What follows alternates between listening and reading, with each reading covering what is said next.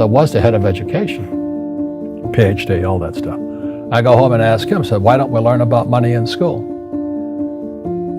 And he looked at me and says, because the government doesn't let us teach that subject. The government tells us what we can teach and what we can't teach. And I thought that was strange. And I said, but aren't we going to school to learn about money? He says, no, your job is to get a job. I said, but you get a job to earn money. He goes, no, you're supposed to just get a job. I went, no. Isn't the purpose of a job to earn money? He goes, you're correct. I said, so why don't I just learn about money? I can skip the job part, And he got flustered and he said, if you want to learn about money, why don't you ask your best friend's father about money? And I said, why? That's Mike. So why ask him? He says, because Mike's father is an entrepreneur. And I said, what are you? He says, I'm an employee. I'm a government employee. I went, oh, what's the difference? He says, the difference is an entrepreneur must know about money, or they're no longer entrepreneurs. And he says an employee doesn't have to know anything about money, because the government will take care of them, the company will take care of them. So I'm all confused. But I took my dad's advice and I trundled over to Mike's father's office and knocked on his door and I said, hey, I'm here, 9 years old. Teach me about money. He says, beat it, kid, But that's where the story of Rich Dad, Poor Dad started. And finally, through persistence, my rich dad started teaching me about money on one condition. And that condition was he would never pay me. He says, the moment I pay you, you think like an employee. He says, that's the trap. Entrepreneurs work for free. And now I'm 9 years old, my head's going cracking in half. He says, you never want a paycheck. You understand that, kid? I said, okay, I got it. And he says, well, how do I make money? He says, that's what entrepreneurs figure out. It's like, so how do I learn about money? So he would just break out a Monopoly game board. So I would work for free. I'd pick up cigarette butts, and he had hotels and restaurants, and I would clean and do menial tasks. And as I got older, I started getting into office work and marketing and accounting, and I was an apprentice basically, but I always worked for free. And he would teach me about money, but the way he taught me about money was playing Monopoly. And finally one day I got upset. I said, well, when are you going to teach me about money? He says, what do you think we're doing? We're playing Monopoly. He goes, no. What do you think we're doing? We're playing Monopoly. He says, what do you think we're doing? So I don't know. I'm teaching you about money. And then that's when, you have one green house. He says, there's many formulas for great success in money. There's thousands of them, but one of the best ones is found on the game of Monopoly. It still is today. 4 green houses, 1 red hotel. I said, what? He says, one of the greatest ways to acquire great wealth is playing Monopoly in real life. 4 green houses, 1 red hotel. But is that all there is? He goes, that's it. And he says, what do you think I'm doing? And I went, I don't know. So then he took me out and he showed me his greenhouses. And 10 years later, when I was 19, I was now in school in New York, and I come back to Hawaii, and Rich Dad had bought the biggest piece of land smack dab in the middle of Waikiki Beach. And when you go to Waikiki Beach today, you'll see the Hyatt Regency Hotel. That was his hotel. Just like the game of Monopoly. Just like the game of Monopoly. Acquired assets and they became bigger assets. He just kept what's called an assemblage, because that property wasn't that big at the time, so he had to buy out all the small guys. Because Waikiki was a little dirtwater little town. So he'd buy out this shop owner and buy that shop owner. And it took him a while, but he finally assembled this large piece of property. And then he and Hyatt put up this giant hotel. It just sold for $800 million. So that's how I learned about money.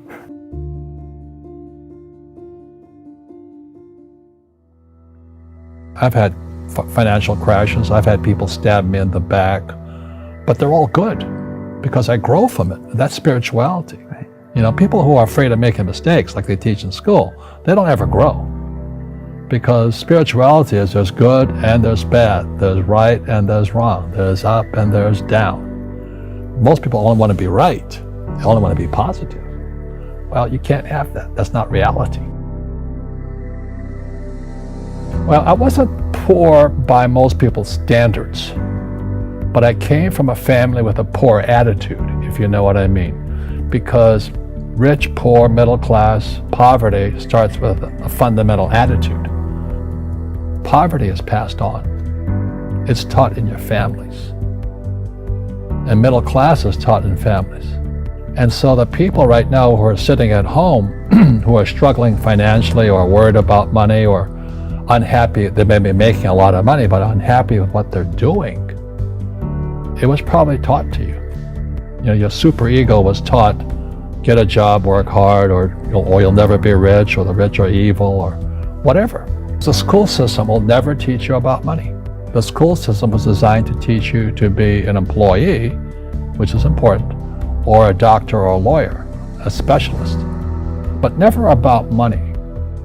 And what most people lack is real business knowledge, like accounting, like debt, like taxes.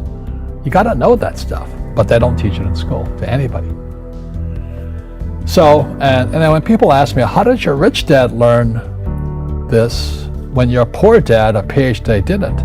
And the answer is very simply, my rich dad, who's my best friend's father, his father died when he was 13. So his rich dad had this family business at 13 to run. So he had to drop out of school, which was his blessing. There's blessings, and sometimes the blessing doesn't look like a blessing, but it turned out to be a blessing. And then his teachers became his bookkeeper, his accountant, his attorney, his banker, his real estate agents. So he has what I call real teachers, not these fake teachers in school. You see, most teachers in school, they're out of ethics. They teach subjects they themselves don't practice. I asked the teacher, I said, I'm in my third year of calculus now. It was called strength of materials. I said, am I ever going to use this stuff? He goes, no. I said, why do you teach it? He says, because I get paid. I said, do you ever use it? He goes, no. And that's why, you have to, in life, one of the things I suggest to people, you got to find a real teacher versus a fake teacher. And a fake teacher is somebody who doesn't do what they teach.